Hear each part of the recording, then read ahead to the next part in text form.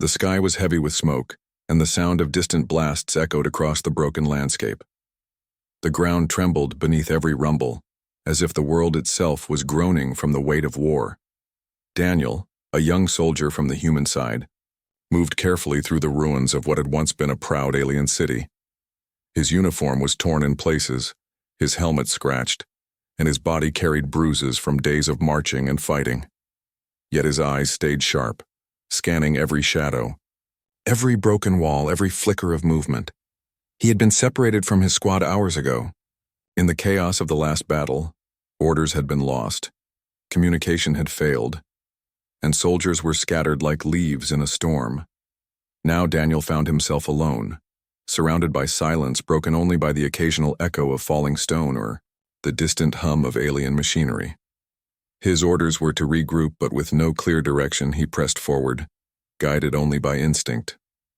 As he stepped into the remains of a grand courtyard, he noticed how alien the world around him truly was. The structures were tall, with arches that curved in elegant patterns unlike anything built on Earth. Strange symbols glowed faintly on walls, though many had been scorched by fire. What once might have been a place of beauty now lay in ruins, its streets cracked, its gardens burned.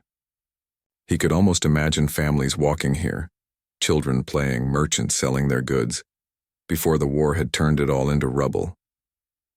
Daniel's boot struck against something metallic. He crouched and brushed away the dust to reveal a small broken ornament. It looked like a child's toy, made of silver-like material, carved into the shape of a bird with wings spread wide. He picked it up, and for a moment, the thought of the child who once held it filled his mind. War, he realized again, was never just soldiers against soldiers. It was fathers, mothers, and children caught in the middle. He slipped the toy into his pocket almost without thinking and continued forward. Then he heard it, a sound so faint he almost believed it was his imagination. A soft cry, high-pitched, fragile, and unmistakably a child's voice. Daniel froze, his heart quickening. He turned his head, listening carefully. The cry came again, muffled, as if from under rubble. Every instinct told him to be cautious. It could be a trap. The enemy was clever, and they often used tricks to draw soldiers out of hiding. Yet something in that cry pierced through his doubts. It was too real, too raw. That was not a trick. It was a plea. He moved slowly toward the Yaur, sound his weapon ready, eyes scanning for danger. The cries grew clearer, trembling with fear. Finally, in the corner of a collapsed building, he saw movement. Stones and metal beams had caved in, forming a jagged prison. Through a gap, he caught sight of a small figure. A child, no older than 10, with large, frightened eyes that reflected the dim light. Her skin had a soft, unusual hue that shimmered faintly in the dust. She was clearly alien, her features delicate and different from human children. Yet there was something familiar in her expression. Fear and hope mixed together. The child whimpered when she saw him. Her eyes widened, recognizing him as human. To her, he was the enemy. She shrank back, trembling. Daniel lowered his weapon immediately and raised his empty hands. "It's okay," he said gently, though he knew she couldn't understand his language. "I won't hurt you." He slowly crouched, trying to appear less threatening. His voice softened, carrying calmness. The child hesitated, her chest rising and falling quickly. Then, as another piece of debris shifted above her, she cried out in panic. Without thinking, Daniel dropped his rifle beside him and rushed forward. The rubble was heavy, twisted with sharp edges of metal. He braced himself and pulled, gritting his teeth as pain shot through his arms. Dust filled the air, stinging his eyes, but he didn't stop. Piece by piece, he cleared the debris, all the while glancing at the child, who watched him with wide, uncertain eyes. When one large slab finally gave way, he used his body to shield her from the falling dust and fragments. Minutes passed like hours. Daniel's muscles burned, sweat running down his face, but he pushed through it. Finally, with one last effort, he created an opening wide enough for the child to crawl out. She didn't move at first, still staring at him in disbelief. Daniel extended his hand, keeping his eyes kind and steady. "Come on," he whispered, knowing she couldn't understand the words but hoping she could feel the meaning. The child's small hand trembled, but slowly she reached for his. The moment her fingers touched his glove, Daniel gently pulled her free, lifting her into his arms. She was lighter than he expected, fragile, her body shaking with both fear and exhaustion. He held her carefully, as one might hold something precious. For a moment, silence wrapped around them. Daniel looked down at her and she looked back up at him. Despite the difference between their worlds, their eyes spoke the same truth. She had been saved and he had chosen to protect. The distant rumble of war returned, pulling Daniel back to reality. He couldn't stay here. Both his own people and hers could appear at any moment, and neither would understand why a human soldier carried an alien child in his arms. He had risked everything by helping her, but in that instant none of it mattered. All he knew was that he could not leave her behind.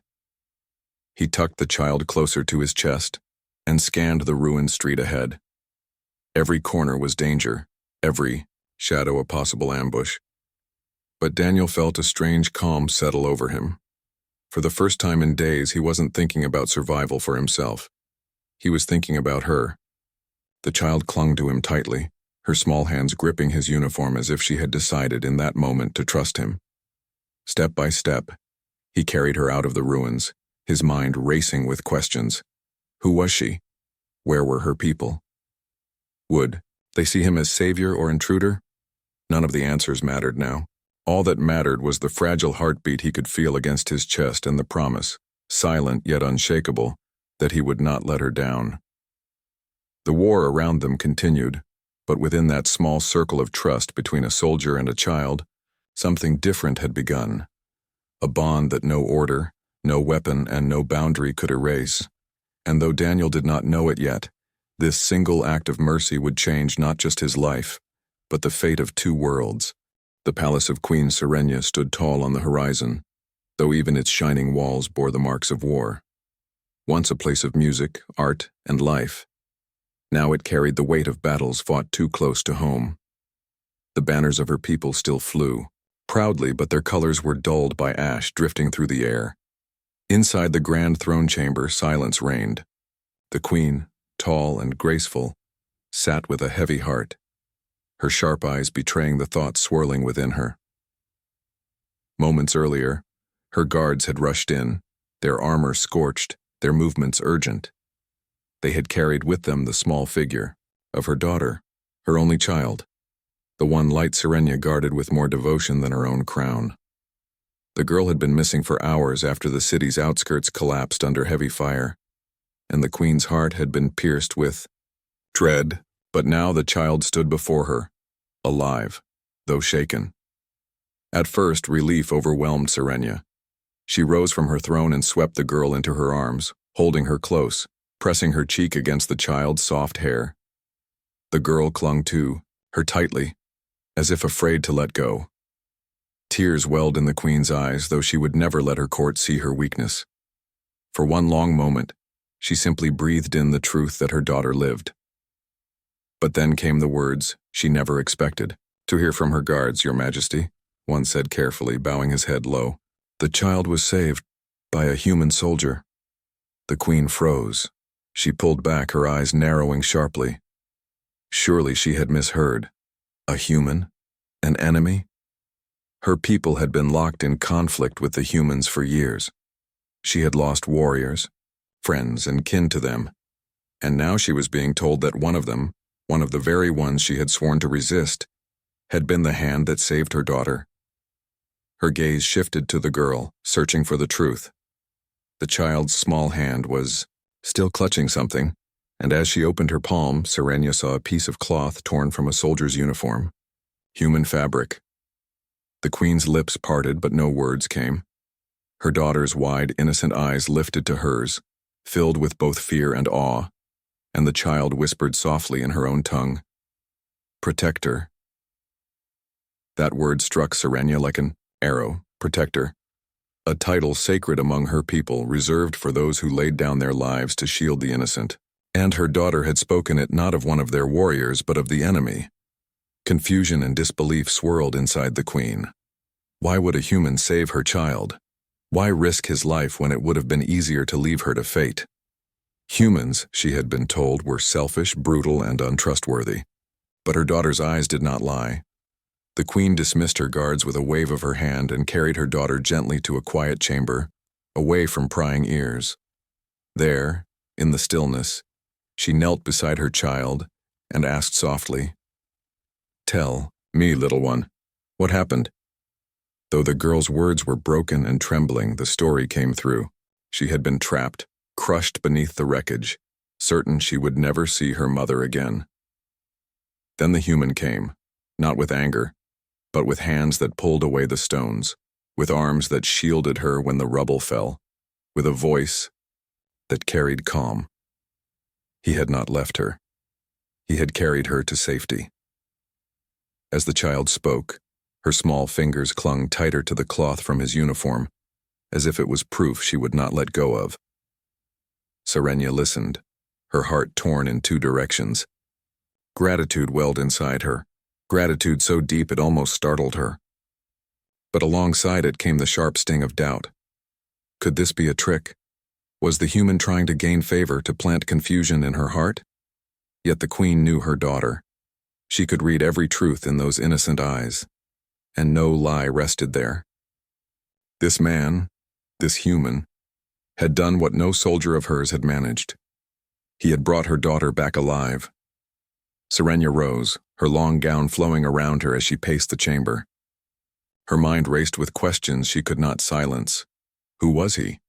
What drove him to such an act? Was he unlike the others of his kind? And if he was, then what did that mean for everything she had believed?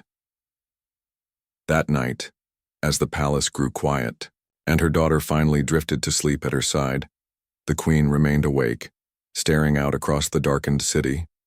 The fires still burned in the distance. The war was far from over. And yet, in the heart of it, a single human had created a crack in the wall of hatred she had built for so long. In the days that followed, Serenia found herself thinking of him constantly. The human soldier. She had no name for him, no face, only the story of his actions, but it was enough to unsettle her. During meetings with her council, her mind drifted. When her generals spoke of strategies and weapons, her thoughts wandered back to the question she could not escape. Why did he save her child? Her people looked to her for strength, for certainty. She had always given them both. But now, behind the veil of her composure, she wrestled with doubt. Perhaps not doubt of herself, but of the picture of humanity she had been painted for years. Could it be that her enemies were not as simple as she had believed? On the third night, as she stood, once more on her balcony overlooking the battered city, her daughter came to her side, clutching the piece of cloth still in her hand. "Will I see him again?" the child asked softly. The queen turned, surprised.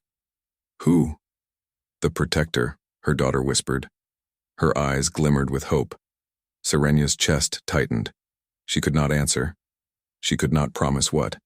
She did not know. But the child's question stirred something within her that she could not deny. For the first time, she did not feel only curiosity. She felt a pull, a desire to see this man for herself. To look into his eyes and understand who he was, and why he had chosen mercy when war had taught both sides only cruelty. The queen of an empire, bound by duty, began to feel something she had not expected. Gratitude toward a human. And beneath that gratitude, something else. A curiosity that was growing stronger with each passing hour. She did not yet know it. But her life, her daughter's, and even her people's future would never be the same. For somewhere beyond the walls of her palace, the human soldier still walked, unaware that his single act of kindness had placed him in the thoughts of a queen.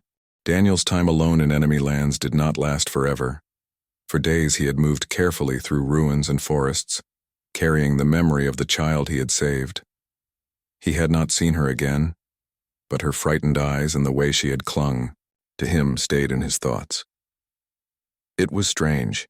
He had saved lives before, both of his fellow soldiers and civilians caught in the chaos. But this felt different. The bond between him and that child was something deeper, though he could not explain why.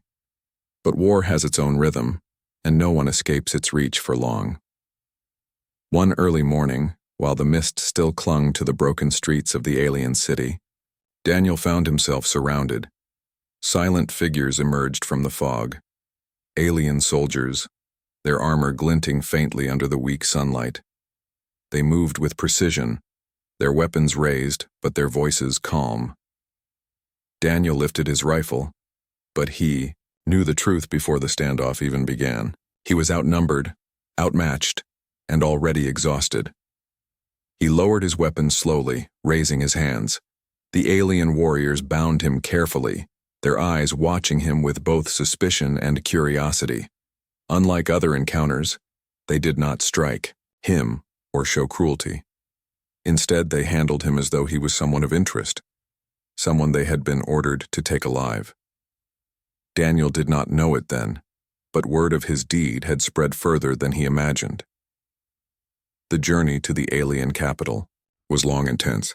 He was escorted through valleys, over rivers that shimmered under strange skies, and finally through gates taller than any human fortress he had ever seen. The architecture was breathtaking, curves and towers that seemed to grow from the earth itself, alive with quiet power. For a brief moment, despite being a prisoner, Daniel felt awe. Inside, the palace was alive with whispers. Courtiers, nobles, and servants all turned their eyes toward him as he was led through golden halls. To them, he was not just an enemy soldier. He was the human who had carried their princess from the rubble. Some looked at him with curiosity, others with distrust, and still others with wonder. At last, the great doors of the throne chamber opened. Daniel was pushed gently forward, and there she was, Queen Serenia. She sat upon a throne carved from silver stone, her presence commanding, her gown flowing like water. Her crown was delicate but radiant, and her eyes, sharp, bright, unblinking, studied him with the intensity of a hawk. For a moment, Daniel felt the weight of her gaze press upon him. This was not just a leader. This was a mother whose child he had touched, whose heart he had unknowingly moved. The guard stepped back, leaving him standing alone before her throne. The chamber fell silent. The queen's voice broke the stillness, calm but powerful. "You are the human," she said, her words translated through a device at her side so Daniel could understand. "The one who saved my daughter." Daniel swallowed hard. His throat was dry, but he nodded. "Yes," he answered simply. Her eyes narrowed slightly, studying every detail of his face. "Why?" The question hung in the air, sharp as a blade. Daniel had no grand speech prepared, no clever words to hide behind. He spoke the truth, plain and steady. "She was a child," he said. "She was trapped. I couldn't walk away." The queen's expression did not change, but her eyes softened just slightly. Her daughter, standing near her, broke the silence. The little princess rushed forward, her small feet echoing against the marble floor, and clung to Daniel's arm. Gasps filled the hall as courtiers whispered. The child looked up at him with wide eyes, a smile trembling on her lips. "Protect her," she whispered in her own tongue, but Daniel understood it without needing a translation. The queen's heart tightened at the sight. Her daughter's trust in this man was absolute. She had seen fear in her child's eyes before, but now she saw only safety, comfort, and something even stronger: bond. Serenia rose slowly from her throne, her presence filling the room. She descended the steps, every movement graceful yet filled with authority. When she stood before Daniel, she was close enough for him to see the subtle markings on her skin, the faint glow of her crown. Her voice lowered, but it carried deep meaning. "You are our enemy," she said. "Your people bring war to my lands, death to my people. Yet you saved what is most precious to me." She paused, her gaze locking onto his. "What am I to do with you, human?" Daniel met her stare without flinching. "That's for you to decide," he said honestly. "But I don't regret what I did." The queen studied him for a long, silent moment. Around them, courtiers shifted nervously, whispering among themselves. To spare an enemy was unheard of, To honor one was beyond imagination. Yet Serenia felt something deep within herself that silenced the noise around her. In Daniel, she did not see a soldier of war. She saw the man who had carried her daughter in his arms, who had shielded her from falling stone, who had chosen compassion when no one else would. Finally she spoke, her voice carrying through the hall. "You will not be treated as a prisoner," she declared. "You are here under my watch until I decide your fate. But you will be given honor, for you gave honor to me." Gasps spread across the chamber, but none dared to question her. The queen turned, lifting her daughter into her arms. The child reached back toward Daniel, her fingers brushing his hand as if reluctant to let go. That small gesture spoke louder than any word. As Daniel was led from the throne chamber, not to a cell but to quarters fit for a guest, his mind spun. He had expected death or chains, not this strange place of honor. And though he did not understand it yet, something had shifted. He was no longer just a soldier caught behind enemy lines. He had become part of a story greater than himself, bound to a queen, her daughter, and the fragile bridge forming between two worlds. And in the quiet of her chamber later that night, Queen Serenia admitted to herself what she had not spoken aloud. This human was not simply an enemy. He was a question she could not answer, and a truth she could not ignore. Daniel's new life inside the alien palace was unlike anything he had ever imagined. At first he had been certain it was a trick. A human soldier in the very heart of enemy territory should have been locked away, interrogated, or worse. But, instead, he was given quarters of his own, rooms carved with elegant patterns, filled with soft light, and overlooking gardens that still bloomed despite the scars of war. The first morning, he was surprised when food was brought to him. The dishes were strange but carefully prepared. Fruits that shimmered with soft colors, bread made from grains unlike any on earth, and water that tasted fresh as a mountain spring. He ate cautiously, half expecting it to be poisoned, but it never was. Day after day he was treated not as a captive but as someone important. At first Daniel kept to himself. He spent hours pacing the room, staring out at the alien city below. Towers rose like curved spires, and bridges arched across, rivers that glowed with faint light. Soldiers marched in patterns, their discipline sharp, their eyes always wary of him. Yet beneath all of this beauty, Daniel could not forget he was still an enemy. His people and theirs were at war. At any moment he might be seen as a threat, again. But things began to change slowly. The queen summoned him often, sometimes in the grand hall, other times in her private gardens where fountains whispered and birds sang. She did not treat him with softness, nor did she let her guard down easily, but she asked questions. "What do humans believe about courage?" she once asked. "What drives your people to fight so far from your own world?" she asked another. Daniel answered as honestly as he could. He spoke of duty, of loyalty to comrades, of the dream of protecting one's home. He did not defend every action of humanity. He admitted their faults, their mistakes, even their greed. But he also spoke of their kindness, their music, their families waiting back home. The queen listened with deep attention. Her face rarely revealed emotion, but her eyes betrayed curiosity. It seemed each answer added fuel to the fire of questions inside her. Her daughter often joined them, the little princess never far from Daniel's side. She would hold his hand as they walked, tug at his sleeve to show him the carvings in the palace, or sit by his side as he spoke.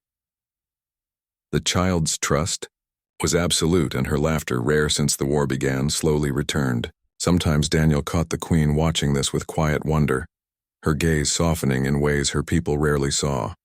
The palace whispers grew louder. Courtiers gossiped in hidden corners.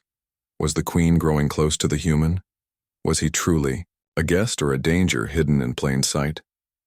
Some argued he should be sent back in chains. Others, influenced by the princess's joy, said perhaps he was a sign of peace. Daniel felt the weight of those whispers. He often lay awake at night, staring at the carved ceiling of his room, torn between two truths. On one hand, he was a soldier of Earth, Sworn to his people, his uniform still folded neatly on a chair beside his bed. On the other, he was now part of something he could not have imagined, a protector of a child who was not his own, and a strange connection with her mother, the queen. One evening, as the sun dipped low and painted the sky in shades of gold and violet, Queen Serenia invited Daniel to walk with her in the palace gardens.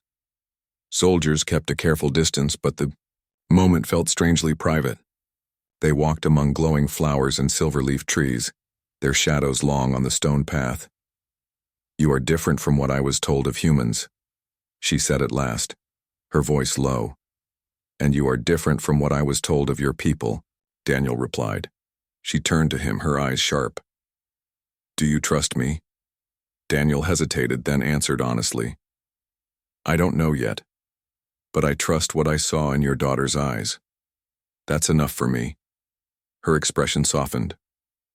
It was the first time Daniel thought he saw her smile. Not a full smile, but the faintest curve of lips, like a secret only he was meant to notice. From that night on, their conversations grew longer. They spoke of war and peace, of hope and fear.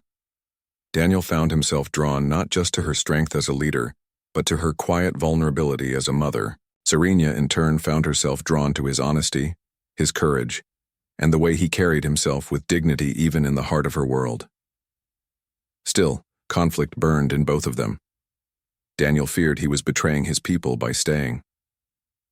Serenia feared she was betraying her duty by letting her heart soften toward an enemy, but no matter how hard they tried, they could not deny the bond forming between them.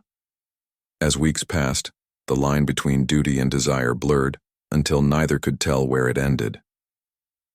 The day of decision came sooner than anyone expected. The Queen's council had grown restless. Rumors of Daniel's presence had spread beyond the palace walls, reaching soldiers and citizens alike. Many were confused, some angry, others curious.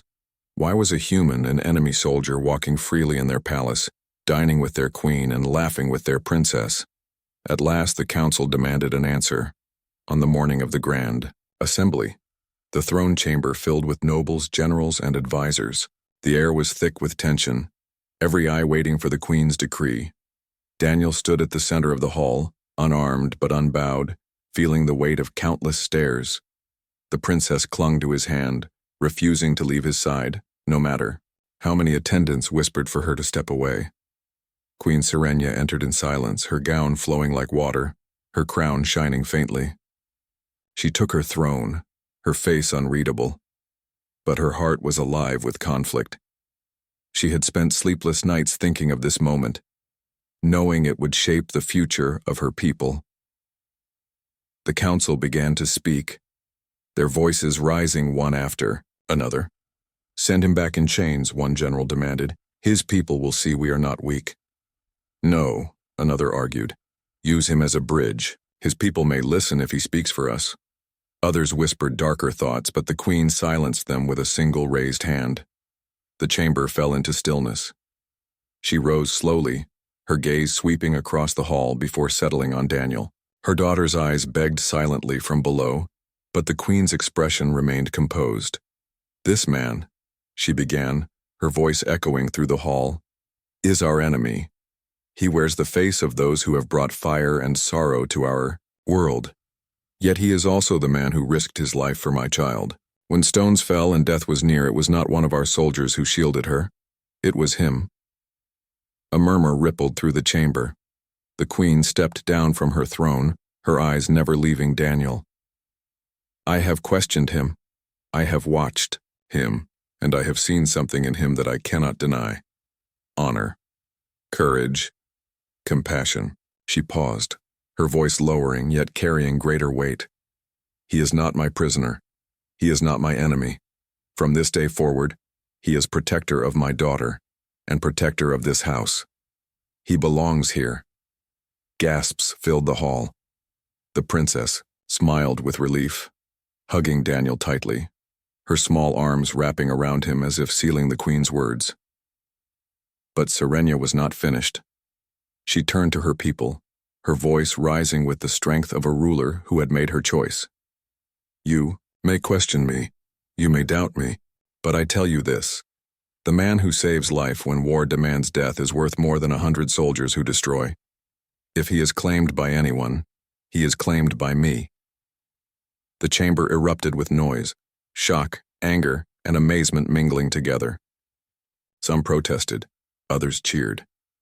But none could change what had been declared. The queen had spoken. Daniel stood stunned, his heart pounding. He had expected chains, perhaps exile, but not this. He looked at the queen, and for the first time, he saw not just the power of a ruler but the warmth of someone who had chosen him, not as an enemy but as something far more. Later, in the quiet after the storm of voices, Serenia met Daniel in the gardens.